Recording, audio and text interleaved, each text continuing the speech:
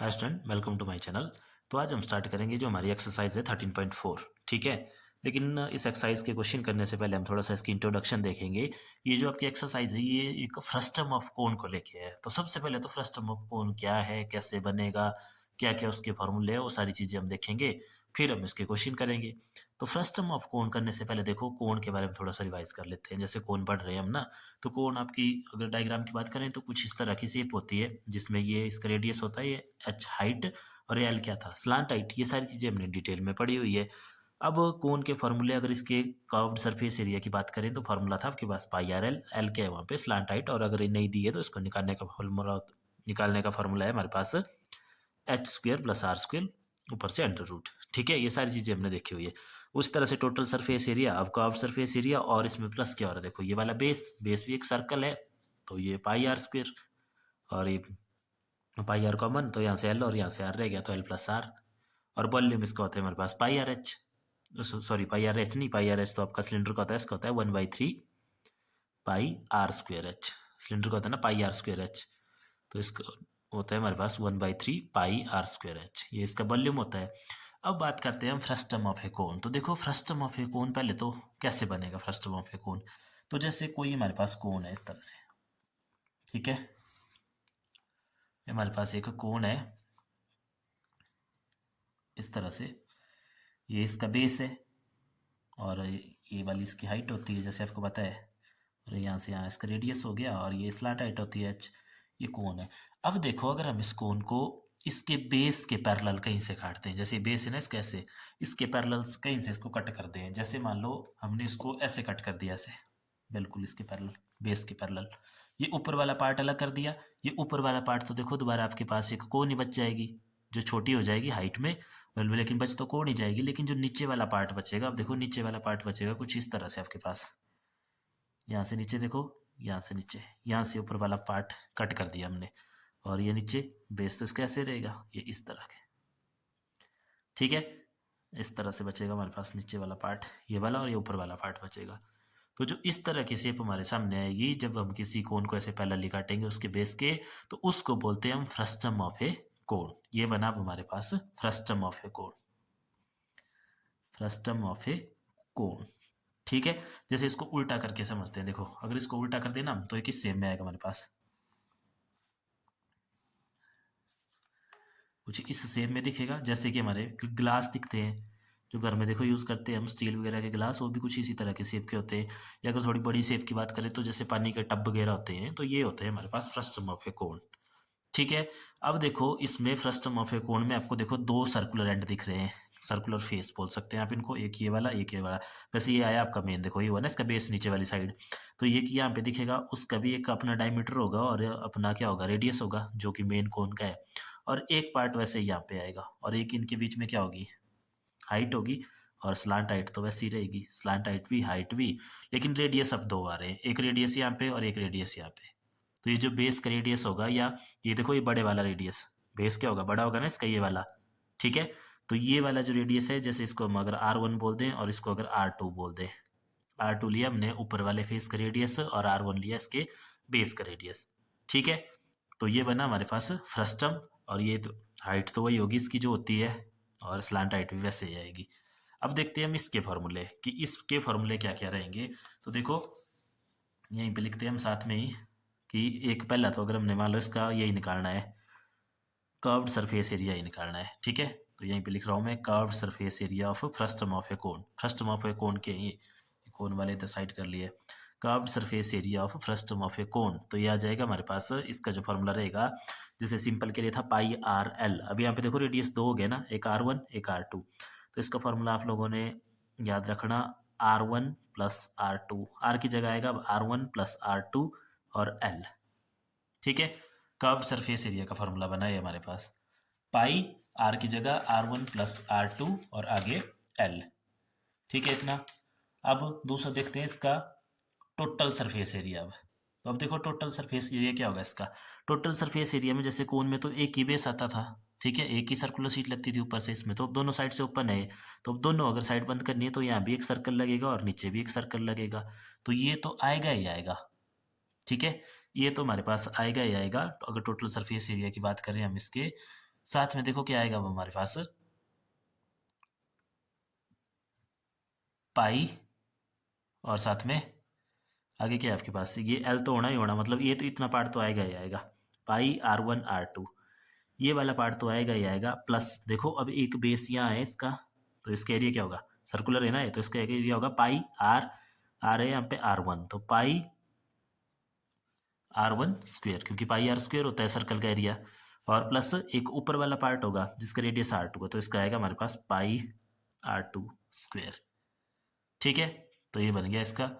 और यहाँ पे जो एल है, एल तो दोबारा स्लांट आईटी है, ठीक है, एल तो दोबारा स्लांट आईटी है, लेकिन अब इसमें स्लांट आइट कैसे निकलेगी, तो इसमें जैसे पीछे तो स्लांट आइट सिंपल आती थी आपके पास H2+R2, तो इसमें जो स्लांट आइट आएगी हमारे पास, वो आएगी हमारे पास square root of H² plus R1 - R2 का स्क्वेयर होगा यहाँ पे, ठीक है, R1 - R2 का स्क्वायर। और एक चीज़ का इसमें हमेशा ध्यान रखना कि R1 हम किसको देंगे नाम, R1 देंगे हम जो इसका बेस होगा बड़े वाला, ठीक है, जो बड़े वाला बेस होगा ना उस रेडियस को मानेंगे हम R1, नहीं तो फिर उस हिसाब से फॉर्मूले चेंज हो जाएंगे आपके। तो मतलब R1 के लिए हमने बड़े वाला रेडियस लिया हुआ है R2 से, ये आपने ध्यान रखना।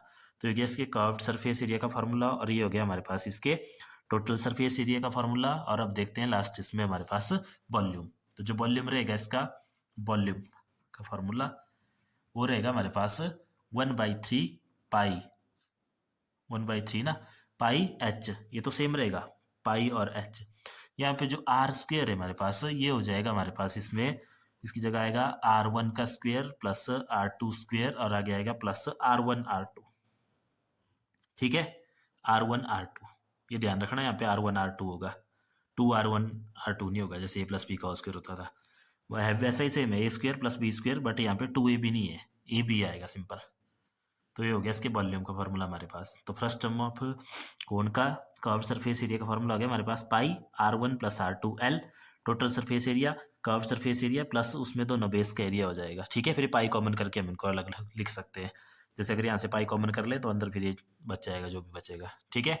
और एल निकालने का फार्मूला है, इसमें अगर स्लांट एट नहीं दी है तो H² + R1 माइनस, माइनस है यहाँ पे, ठीक है, -R2 होल स्क्वायर, और वॉल्यूम 1/3 आगे पाई एच ब्रैकेट में R1 square plus R2 square plus R1 R2, ठीक है।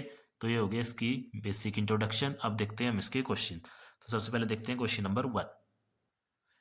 तो देखो एक्सरसाइज 13.1 का क्वेश्चन नंबर 1 है हमारे पास, a drinking glass in the shape of frustum of a cone of height 14 centimetre, the diameter of its two circular and are 4 centimetre and 2 centimetre, find the capacity of glass, ठीक है। अब देखो glass जैसे अभी पढ़ा ना हम लोगों ने, देखो ये फ्रस्टम ऑफ ए कोन, अगर इसको उल्टा कर दें तो ये ग्लास बनेगा हमारे पास, ठीक है। तो देखो ये रहा हमारे पास एक ग्लास शेप का फ्रस्टम, ठीक है। अब देखो इसमें बोला है drinking glass is in the shape of frustum of cone of height 14 centimetre. अब हाइट दी हुई है इसकी, तो ध्यान रखना ये वाली हाइट दी हुई है इसकी, ठीक है, हाइट कितनी दी हुई है 14 सेंटीमीटर, और साथ में दिया हुआ the diameter of its two circular and are 4 centimetre and 2 centimetre, जो इसके सर्कुलर एंड है ये वाला, तो बड़े वाला ही है ना, तो इसका डायमीटर दिया हुआ है देखो 4 सेंटीमीटर, यहाँ पे भी डायमीटर दिया हुआ है ना कि रेडियस, ठीक है, ये ध्यान रखना।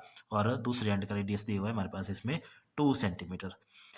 अब देखो एक चीज़ का ध्यान रखना इसमें, जैसे इसमें तो हमारे से पूछा है इट्स कैपेसिटी, कैपेसिटी मतलब कितना पानी इसमें आएगा, मतलब हमें इसका वॉल्यूम फाइंड आउट करना है। लेकिन एक चीज़ का ध्यान रखना कि हमने जो है जैसे फॉर्मूले में हमने देखा कि जो R1 था वो बड़े वाले रेडियस को हम ले रहे थे, ठीक है, लेकिन उसकी जरूरत पड़ती है हमें तभी जब हमें जो है एल फाइंड आउट करना हो, जो कि हमारा सरफेस एरिया में यूज़ होता है।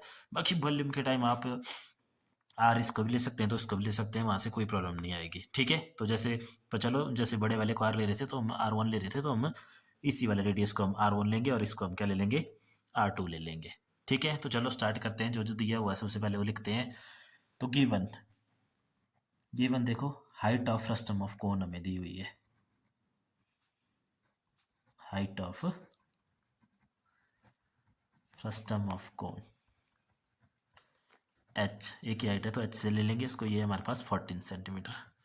अब दिए हुए डायमीटर दोनों एंड के, तो डायमीटर ऑफ अपर फेस देखो, diameter of upper face, diameter of upper face ये दिया हुआ है हमारे पास कितना 4 सेंटीमीटर।